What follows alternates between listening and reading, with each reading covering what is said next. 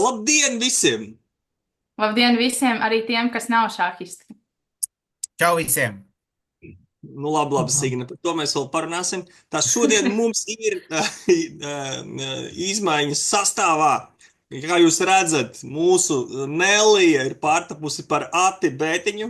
Kā čau, Ati. Čau! Bet tam ir arī iemesli vairāki. Bet pats galvenais šodien pie mums ciemos ir Latvijas Šaha federācijas jauniešu valdes vecākais prezidents Gustavs Stinka. Sveiks, Gustav! Sveiks. Es laikam tur pārcentos, ja? Mazliet, jā. Mhm. Kopumā, jā, par jauniešu valdi mēs esam diezgan maz pazīstami, tāpēc varētu ļoti bieži sajaukt amatu nosaukums un tā tālāk, jā. Jā, un par jauniešu valdi mēs vēl parunāsim, bet varbūt sāksim ar RTU Open termometru. Šonedēļ termometra stabiņš ir tātad skalā no 0 grādiem, kur nav iespējams turnīrs, kur visi šahisti ir sasaluši, līdz 100, kur vārās viss, tātad notiek pa īstam. Šonedēļ man ziņo Toms Kalniņš, ka temperatūra ir joprojām 60 grādi, bet ir apmācies. Tā kā ir parādījušies kaut kādi mākoņi, ja? Tas ir tā kā ziņa par to. Un tad mums ir viena ļoti svarīga ziņa par modi, ja, vai fashion tā kā sadaļu. Ja, to es jums gribēju parādīt. Tātad mums notika starp raidījumiem Magnus Carlsena džinsu izsole, un džinsas ir pārdotas par $36,100. Varbūt jums kādam ir kaut kas par šo sakāms. Gustav, tu pirktu džinsas par $36,000 netīras, ja? Es personīgi nepirktu, bet es zinu, ka kolekcionāriem šādas lietas ir ļoti augstu vērtē, un jo īpaši pasaules čempionu vilkts džins, kā arī svarīgs aspekts ir tieši, kāpēc tās džins ir slavenas, un cerams, ka arī FIDE kaut ko savā regulējumā vēl vairāk mainīs. Jā. Ati, kā tev liekas, kas varētu būt tāds priekšmets no Latvijas šaha vēstures, kas teorētiski varētu nonākt izsolē un par ko varētu būt liela interese? Ko tu minētu priekšmetu tādu? Tur tad jāskatās diezgan dziļa sena vēsture. Es domāju, es pats uzaugu Rīgas šaha skolā Smilšu iela 12. Nezinu, ja kāds īpašs šaha galdiņš, nezinu, gardrobes, kaut kāds atribūts, jā, bet citādi jau vairāk, laikam, tas varētu būt saistīts ar tālu noteikti, kaut kāda viņa pieraksta, blanka partija vai ne. Jā, kaut kas, te ciemiņi Rīgā, kas ir bijuši. No visiem pasaules čempioniem, laikam, tikai 2 vai 3 nav bijuši Rīgā. Tā kā, kaut kāda, jā, tā, bet es zinu, ka kolekcionāriem patīk šādas lietas, bet man vairāk tas saturs interesē iekšā, tāpēc es arī, ja pa džinsiem sakam, jā, tad es džinsus nepirktu par tādu naudu. Signe, kas tev bija sakāms par šo? Alberta Cimiņa turnīra krēsls, kur viņš visus turnīrus ir ierakstījis, ievadījis, pierakstījis, apstrādājis. No Alberta Cimiņa, jā, rekvizīti kaut kādi, tas būtu foršs, tur džempers, jā, Alberta. Bet starp citu, atceries, Klovāns nodarbojās ar frisbiju, varbūt viņi tas lidojušais šķīvīts varbūt ir pieejams kaut kur. Labi, tātad ir iznākusi, nevis iznākusi, bet parādījusies ir ne tikai Latvijas šaha federācijas jaunā lapa, bet arī FIDE. Tātad mūsu mīļā, jaukā pasaules šaha federācija ir izlaidusi jaunu mājaslapu. Ja, tā viņa izskatās. Saturs izskatās bišķiņ tur pārveidots varbūt vietām, bet tās saturiski man liekas ļoti līdzīgi. Ja, tad pasaules čempionus, kur jūs varat noskaidrot, ja viņi tik strauji mainās, ja. Tur kaut kādi video, tad mūsdienīgāk, man liekas, tā lapa. Protams, mums interesē reitingu sadaļas droši vien visvairāk, kur var redzēt tagad, kas ir stiprākās valstis, kur Latvija būs. Atrodam Latviju. Lietuva 39. Mēs esam virs vai zem? Zem, 51. vieta. Vienā vietā ar Somiju. Ārprāts. Ati, tas ir augstu vai zemu? Nu, es negribētu teikt, ka tas ir ļoti zemu, bet, nu, tā kā es par tādu 40 pacīnītos, jā. Tu jau Vai ne? pierādi arī olimpiādes, Vai ne? jā, jā. Kāda Austrālija? Tu taču krokodīli un tie prusaki kaut kādi. Jā, tā kā tas nav nopietni. Ok, bet man mīļākā sadaļa, pirms mēs pārējām, varbūt Gustavs gribēja pakomentēt, ir šop, protams, jā? Jā, Es tad tieši tur gribēju ļoti, teikt, tieši tur gribēju ļoti, teikt, tas ir ļoti svarīgi. tur ir ļoti skaista sadaļa, re, kur karuāna ir iebāzts tādā hūdijā. XS džemperītī. Jā, vidi tam ir kaut kāds te krekliņš. Nu, te krekliņš, krūzītes, tur kastītes, kaut kāds šahadēlīši. Jā, re, kur var padzerties, bet, nu, par partijas laikā dzeršanu mēs vēl parunāsim, šķidrumu, ja, un ēšanu. Jā, te šahadēlīši, nu tā, forši. Gustav, kas tev ir, varbūt tās par mājaslapu, gan FIDE, gan Latvijas, varbūt sakāms? Un par Latvijas viņi ir vēl daļai izstrādes stadijā. Mēs vēl mēģinām dažas nianses vēl pielabot, dokumentu sadaļu, kā piekļūt arhīvam. Tā ir ļoti svarīga daļa, tāpēc, jo lielākajai daļai patīk tieši dzimšanas dienas, kuru jaunie mājaslapas veidotāji tomēr pieturās pie Eiropas datu regulas un tomēr mums neļauj aizrauties ar iepriekšējām tradīcijām, kuras es īstenībā labprāt gribētu arī atstāt. Ja runājam par jauno FIDE lapu, kalendārs pasaules ir kļuvis daudz atvērtāks. Tāpēc, jo iepriekš bija pieeja tikai konkrētiem cilvēkiem pasaules kalendāram, tagad var sūtīt uz e-pastu, kas ir norādīts FIDE kontaktos, un var iekļaut savu turnīru pasaules kalendārā. Un Tu nav gribi teikt, jāsūta. ka arī, gribi teikt, ka FIDE arī paņems pretī daisčes turnīrus, kas mums ir? Tas tālāk ir FIDE lēmums, bet, ja moderators akceptē, tad jā. Wow. Andri, tev ir Rīgas mata turnīri, var kļūt par startautiskiem turnīriem. Ati, kā tev liekas, kam jābūt labā šaha federācijas mājaslapā? Kam tur jābūt atrodamam? Kā tu teiktu, Ati? Nu, Kam tur jābūt? vispirms ļoti saprotamam sacensību kalendāram, gan uz priekšu skatoties, gan arī vēsturiski. Jā, tas ir viss svarīgi. Piemēram, es gribu atrast cerību kausu, pieņemsim, pirms 2 gadiem, parādīt bērniem, kā viņi nospēlējuši, kā viņi ir auguši, kādā vietā, kāds bija sportklās, kāda bija reitingi. Viņiem tas ļoti interesē, vai rumbas kausa, tas pats, nu, kas tagad tuvākie 2 bērnu turnīri. Tas ir viens, jā, kad, nu, un tās. Nu, teiksim, kaut kādas partijas, ja viņas var redzēt, tas arī forši, jā, jo tagad arī Latvijas čempionāts, tad, jā, ļoti forši, tā kaut kā rapids bija un kas, un mēs redzam tur 8 pirmos galdiņus, ļoti vērtīga informācija, tā kā. Jā, partijas, Ati, partijas. Labi, ejam tālāk. Šitas viss ir forši, mēs iesim tālāk. Par lapu vēl kādam ir par FIDE vai?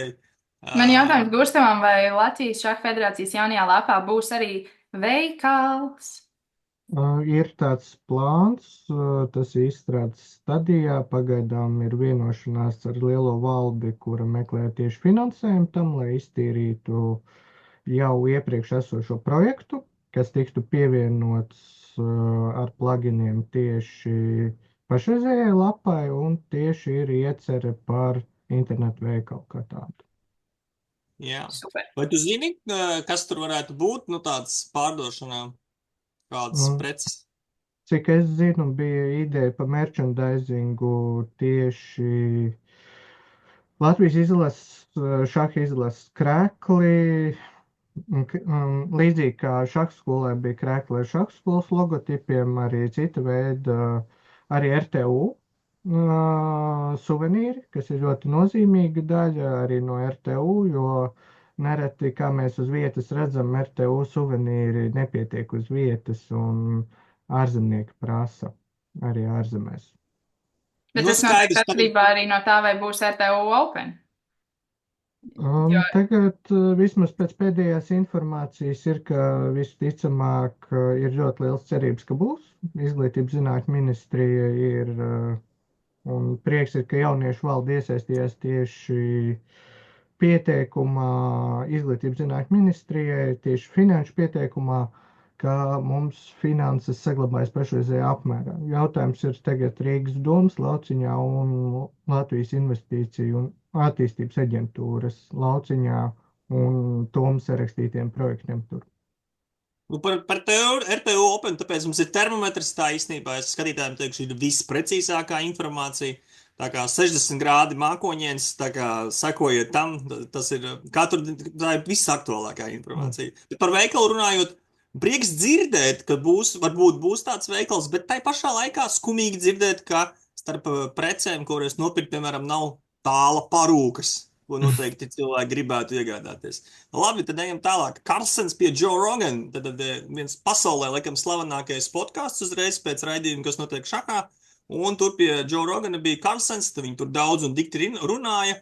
Un kas man likās interesanti tajā raidījumā, Karlsens stāstīja, piemēram, par to, ka viņam nekad nav paticis, ka viņam dod šahā treneris mājas darbus.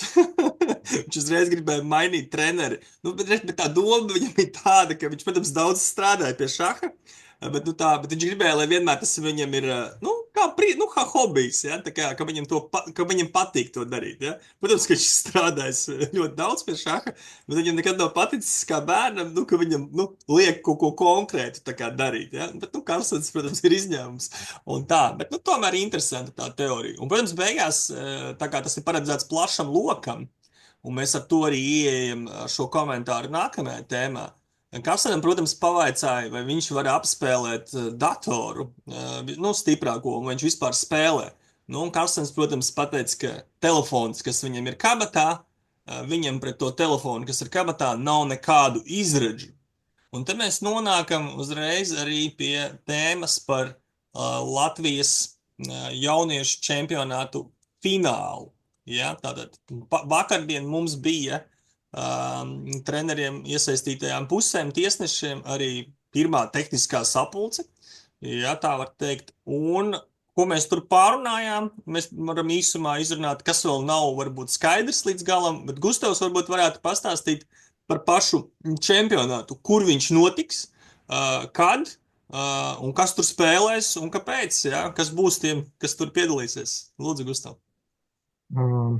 Čempionāts jau notiks rītdien, jau sākums notiek, čempionāts norisināsies Turībā, sanāk 2. stāvā, tiem, kas nav bijuši konkrētajā zālē, visas 12 grupas spēlēs vienā zālē, kopīgas emocijas, kā arī draugu lokus var iegūt tieši konkrētajā turnīrā. Ja runājam tieši, kas šogad pirmo reizi mums būs fair play tiesnese, Agapita Tervistisjāna, kas līdz ar to ienes savu veidu korekcijas telefona ienešanas jautājumos, un vispārīgi fair play līmenis Latvijā tiks lēnām celts šajā jautājumā. Un, ja runājam, katrā grupā kārtu skaits var atšķirties, vismaz pēdējā informācija par G18 grupu ir, ka tur visticamāk būs 7 kārtas, tāpēc dienu skaits var arī mainīties katrā grupai, bet beigsim nākamnedēļ piekdienu visām grupām apbalvošanu. Iespējams, kādai grupai apbalvošana būs ātrāk. Jā, varbūt tu vari pateikt, kāda ir laika kontrole un cik ir varbūt grupas, un tā, jo citi varbūt nezinu tik precīzi.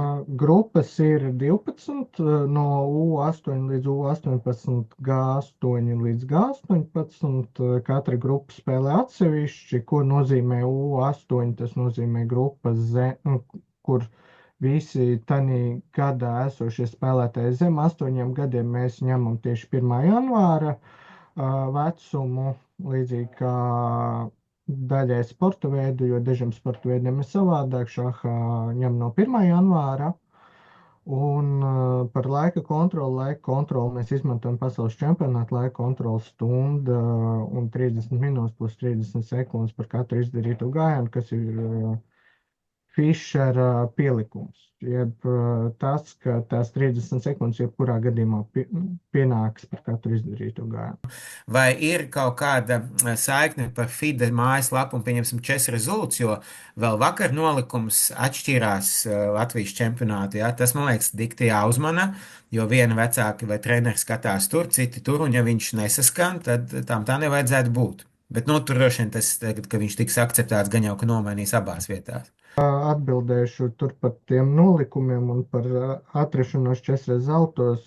to dara Alberts. Tur mēs esam sazinājušies ar viņu, un viņš pēc iespējas ātrāk gribēs ar nomainīt, tad, kad viņam būs brīvāks brīdis. Un mēs mēģinām vienmēr panākt to, ka informācija visur ir vienāda. Un es piekrītu, ka tāda situācija, ka vienā vietā ir cita informācija, citā ir cita, īstenībā ir diezgan mulsinoša un diezgan arī nekorekti.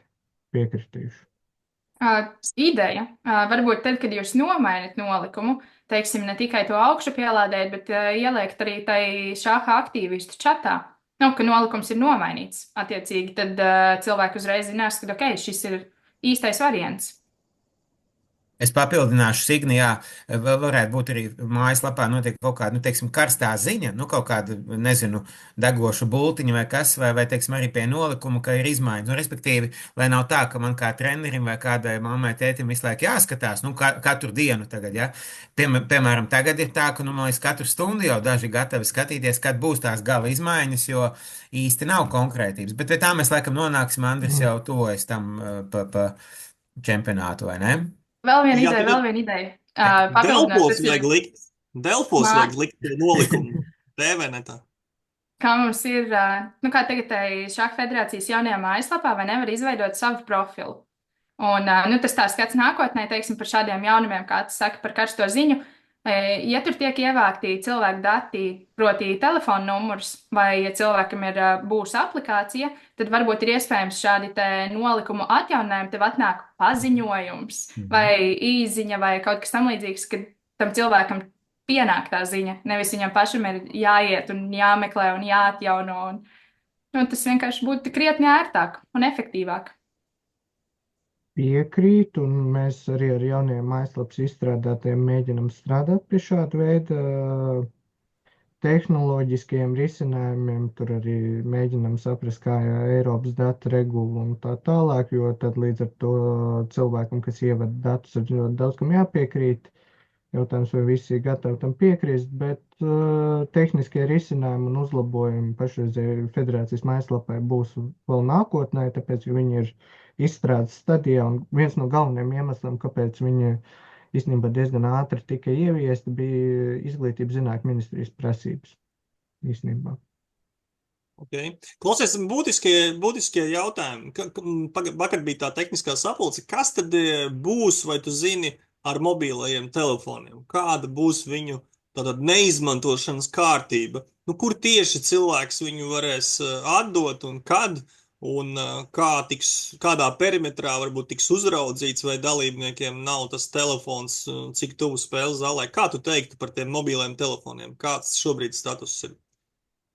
Pašreizējais status ir tāds, ka es esmu sazinājies ar tieši galveno atbildīgo Fairplay jautājumos.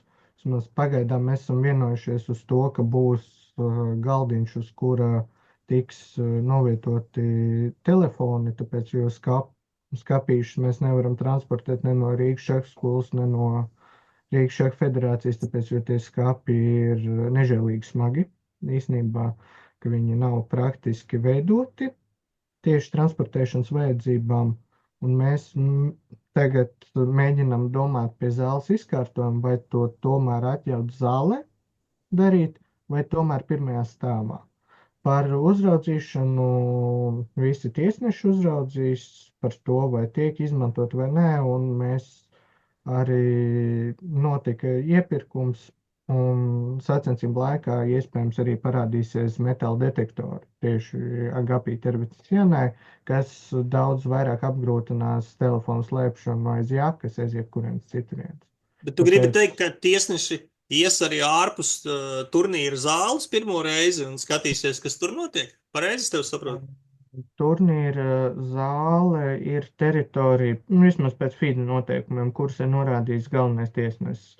Šajā gadījumā bērnu turnīrā viņiem par laimi nav paredzēta smēķēšanas teritorija un tā tālāk, un nedod Dievs, kādreiz tas notiktu, bet pamatā teritorija, kas viņiem ir paredzēta, ir tolets apgabals, kas ir turpat netālu tās tolets, viņi cits nevarēs izmantot, kā arī tā priekštelpa, kur tas gaitenīts uz toletēm. Tā Bet pēc tad, būtības ir spēja teritorija, kur spēlētājs drīkst atrasties un kur tiesneši arī uzraudzīs šo tad telefonu būs, jā, tad izmantošanu. tajā teritorijā ies tiesneši, jā?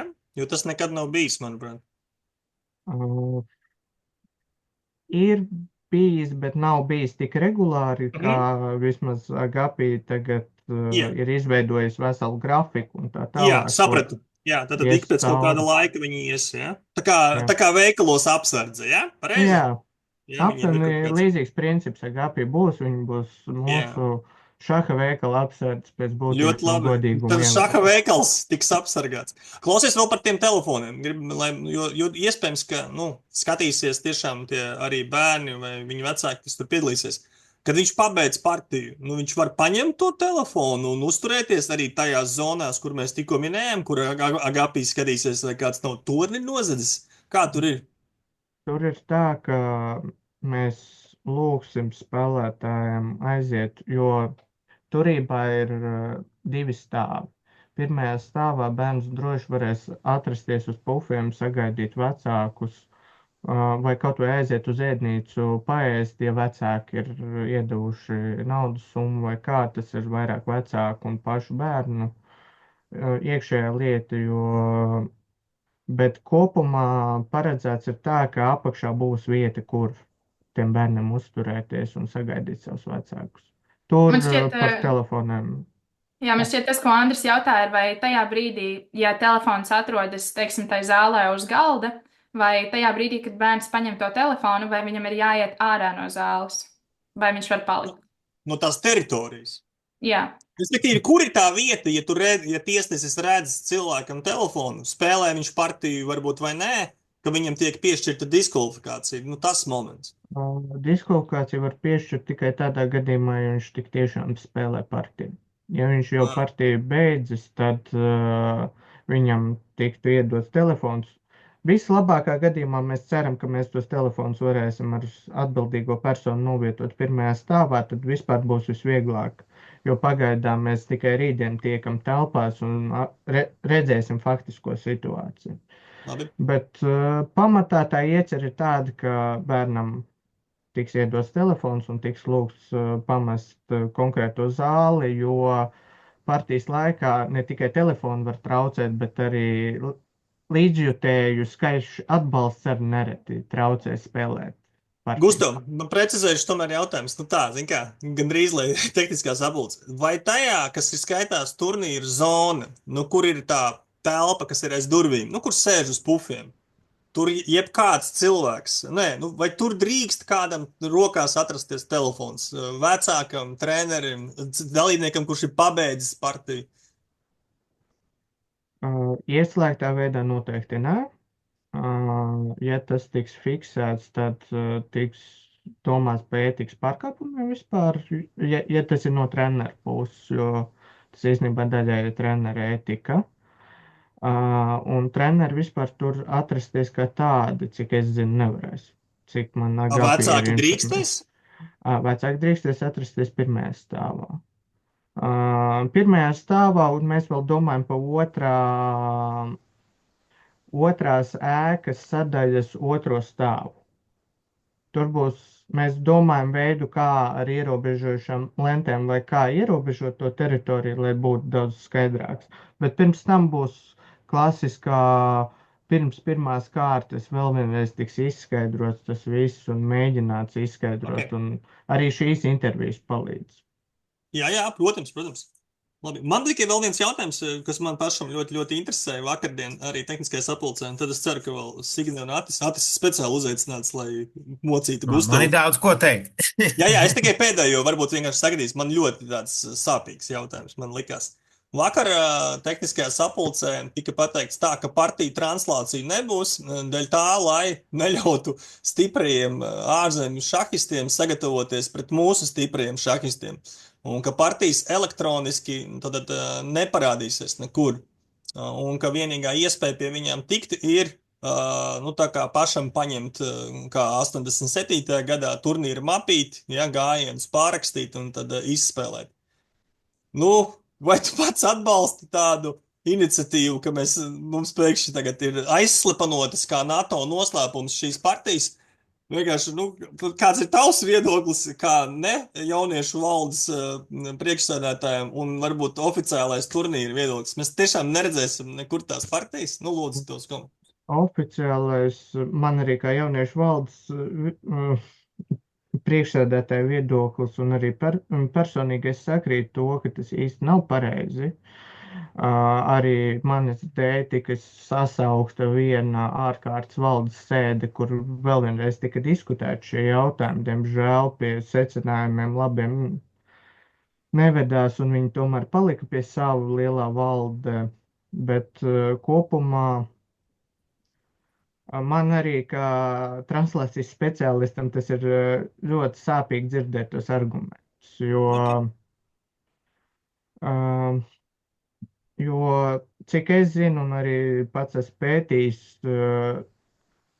valstis, pa kurām es 100% zinu, ka viņi netranslē jauniešu čempionātu, šogad bija Igaunija, tikai finansiālu apsvērumu dēļ, un Zimbabve. Jautājums, vai mēs tiešām gribam būt Zimbabves līmenī, tas ir pareizs un korekts. Vēl ir iespēja mainīt viedokļus arī pašai valdē. Es aicinu visiem treneriem, visiem vecākiem, kurus tiešām tas neapmierina, rakstiet federācijas valdē, lai viņi maina un groza savu lēmumu. Jo manā gadījumā es esmu gatavs uzlikt translāciju, un man problēmas ar to nav, un vēl jau vairāk, ka tiek vēl pieaicināta speciālisti kā Gapī, un tas jau uzreiz nozīmē, ka mēs necienam speciālisti pirmajā darba dienā viņus. Un es ticu saviem darbiniekiem. Paldies tev par viedokli. Jā, bet tur ir šobrīd dažādi viedokļi. Tie ir jau būtiski gan vakarā pēc mūsu tehniskās sapulces, gan arī šodien ir ik pa brīdim saziņa ar kādu no vecākiem, ar kādu no federācijas, un tas, ko es redzu, jo galvenais var arī kaut kādu dot ziņu, ko varētu darīt, piemēram, Gustav par to telefonu galdu, tā saukto, vai nevarētu būt telefonu mugursomas. Man liekas, ļoti vienkārši risinājums, kad katrs savas privātās mandas, jo pēc tam tur ir kādi 100 krēsli turībā, jā, augšā tā kāda pirmā 10. rinda, kur vienkārši katrs dalībnieks var nolikt savu somu, tur var būt iekšā, nezinu, grāmatas, kompaktdiski, telefons tā skaitā, bet tas telefons ir kā akmens, viņš ir izslēgts kā ķieģelis, ja viņš neko nevar izdarīt, un tiesības to somu ņemt ir tikai tad, kad partija beidzas. Man liekas, tādā veidā vispār problēma nav vispār nekādu, ja? Ko var izdarīt, ja tu pie tās somas nevar ņemt?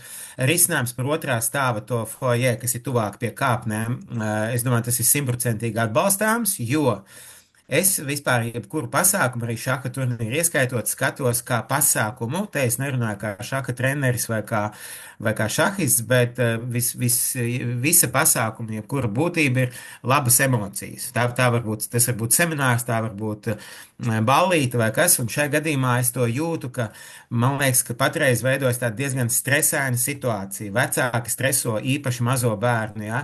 Vai viņi vispār satiks to savu 6-gadnieku, kad viņi satiks, kā viņi satiks, jā, tā tad, nezinu, tēti, mammai var piedošanu vajadzēt iet uz to, un viņi neies, tāpēc, ka, ja nu tajā brīdī tiešām mans mazais nāks lejā un meklēs, jā, tāpēc šis būtu ļoti, ļoti uzmanīgi jāpārdomā. No likumdošanas viedokļa, cik es zinu, līdz 7 gadiem, Gustav, vispār nav tiesības bērnam atrasties kaut kur vienam pašam svešā ēkā. Tas ir pret likumu, var pamatīgs nepatikšanas sanākt, jā, tāpēc vai nu tur kādam ir jānoved tie bērni lejā, vai ir jāzvana, pasākumos notiek, kad ir telefona liste, uz kuras ir visu bērnu vecāku vai atbildīgo tātad telefona numuru, un beidzoties partija, pieņemsim, mēs zvanam, jūs varat nākt pakaļ tam vai citam, jo stresiņš bērniem būs nenormāls. Mēs tagad domājam ar pieaugušo domāšanu, jā, kā turība, 3, kā īzī, viss. Es piedošanu, es tur esmu strādājis kā aktieris diplomdarbu izrādē, mēs tur citreiz maldījāmies vēl pēc nedēļas, kad, jā, tur kaut kā nevienmēr pareizās durvis pareizo gaitin atradām. Tā kā, jā, tās tieši mazo U8, U10, tas tikšanās ar tēti mammu, es tur redzu diezgan nopietnas problēmas patreiz pie pašreizējā. Lūk, jā, ko es varu novēlēt? Federācija drīkst, jo Gustavs tomēr mums tagad pārstāv federāciju. Tad censties visu solīto izpildīt, jā, ir daži, kas joprojām gaida diplomus ar parakstu jau 2 mēnešus un kaut kādas kļūdiņas, kas jālabo. Jo tas, kas vienam ir nekas sīkums, ja, tad citam tas ir ļoti svarīgi, un mēs nedrīkstam bērnus noniecināt. Bērni ir varbūt augumā mazāki, bet viņi arī ir personības, un viņiem ir tas svarīgi un forši, un tā medaļa vai diploms, kas ir kļūdas pēc kaut kur aizceļojis citur, jā, viņš tomēr, jā. Tā kā, nu jā, es ceru, ka viss būs labi, jo tā tendence un tā vakardienas tehniskā sapulce, tas bija kaut kas ļoti, ļoti sen gaidīts un foršs, ļoti foršs, jā. Svarīgi to noturēt, un jā. Un vēl, Gustav, ko es noteikti iesaku kā pasākuma organizētājs, pa katru šo momentu ir jābūt konkrētai personai, kas konkrēti atbild. Nevis, kad vispārīgi kāds kaut ko, bet konkrēti kurš. Tas ir viens no pamatlikumiem vispār organizējot pasākumu, jā. Kurš būs tas, kas novedīs, teiksim, to meitēnu vai puisi lejā pie vecākiem. Nu, piemēram, pēc. Pagaidām viss, Andri, varbūt tev vēl kas sakāms. Jā, man būs Gustav, vai tev par šo kāds komentārs? Vai... Par tiem diplomiem viņi ir aizsūtīti, tā maz atkāpīt, tur gaidu vēl parakstus, bet pamatā par organizatorisko tieši U8 grupā atbildīgi tieši par to procesu būs mūsu ģenerālsekretāra Daiga Falkāne, kā arī U10 sanāk Girstenis. Tur vēl būs precīzākas sarunas un esot klātienē arī skatīsimies gan uz vecāku. Paprasīsim arī vecākiem numurus, tad, kad ir reģistrācijas process un tā tālāk, un mēģināsim to komunikāciju pēc iespējas efektīvāk veikt un mazināt jebkādu veidu riskus. Labi, klausies tagad super pozitīvās vietas, jo tās ir smagās lietas. Viņas nav sliktās, bet tādas sarežģītās, jā? Tā kā tiešām paldies tavai tur komandai, ka vakar bija tā tehniskā sapulce. Tas ir milzīgs tiešām, kā atsteidz pavērsiens uz labo pusi. Un turpinam tā arī darīt, jo visi šeit ir īstenībā interesēti vienā tikai lietā, tāpēc tas viss strādā. Man jautājums tāds par pozitīviem lietām. Nu, skaidrs, ka uzvarētāji saņems čempiona godu. Ja? Tad vinnēt valsts čempionātu šahā savā vecuma grupā, tas ir reāli labi. Bet ko vēl viņi iegūs bez šīs bez šī goda, kas ir varbūt pats svarīgākais? Ko viņi vēl iegūs? Varbūt kaut kādas tiesības, kas viņiem ir? Jā, jautājums visticamāk bija man par tiesībām, ko iegūst konkrētie sportisti.